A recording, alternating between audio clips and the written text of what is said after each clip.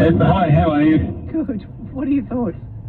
Our work has a policy, I believe, of if you chuck a sickie after a public or before a public holiday, you are required to provide a doctor's certificate. Interesting. I've never heard of that before. So it's only if it's a sickie after a public holiday? Yeah. Or before. In order to, I mean, if you're opening up front, book it as an annual leave day, for example, for Monday. No one questions it. If you're in a position that you can do that. But I think officially it is that if you are crook after a public holiday or before the week, like the Friday, then it's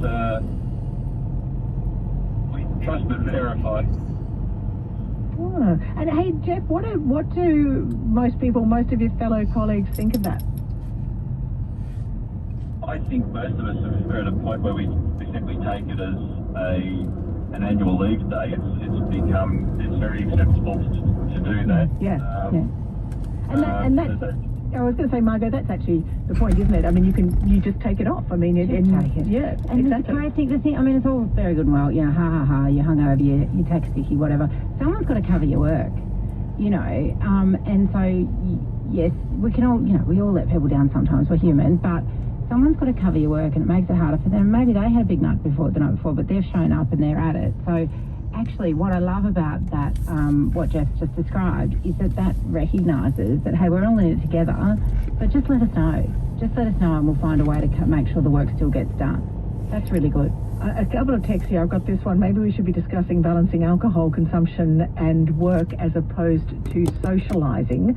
This is not always, it's not always just about alcohol. I mean, it could just be that you have a very long day doing whatever you're doing, and it's, you may not get home till very late and it's hard to front up the next day. Yeah, that's right. Tom in Wheelers Hill says, have an honest conversation with your team. It's about trust, which is what our caller was saying.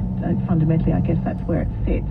And Dan says, how hard is it to plan ahead and take a day or two of annual leave around public holidays? You pretty much use all your annual leave pretty quickly if you took all of them. Yeah, you would. I know. And if people have to take leave on school holidays and all that sort of stuff as well. Listen, to be clear, I'm not advocating for chucking sickies. I'm saying it happens. So, how do we deal with it? But I agree with everything that the text has come in and said. And I've got another one here too. Most private schools have a medical certificate policy on the back end of a weekend or a public holiday. Ah, really? Yeah. Tony says, I'm a business owner. I'm flabbergasted by the conversation.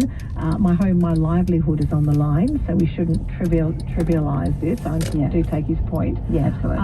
And then this one, I have a team of 30 employees. Sometimes I feel like calling the doctor. He seems to give the certificate for no reason, only because the employee has to provide one. Well, that's an entirely different conversation.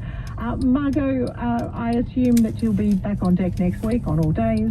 I'm fully available, and if I'm not, I'm going to let you know with 3 weeks' notice, Sally. No problems whatsoever. We'll have an honest conversation. Thank you, Margot. Thank you very much. To you. Bye. Margot Ferracci, their global leadership expert. After the news, Anne Ruston, the Shadow Health Minister, will join you. We'll get the opposition's response to the COVID-19 inquiry. If it's happening locally, the ABC's going to talk about it. if it's being talked about in your community. Good, honest sort of approach to Melbourne. It's on 774 ABC Radio Melbourne.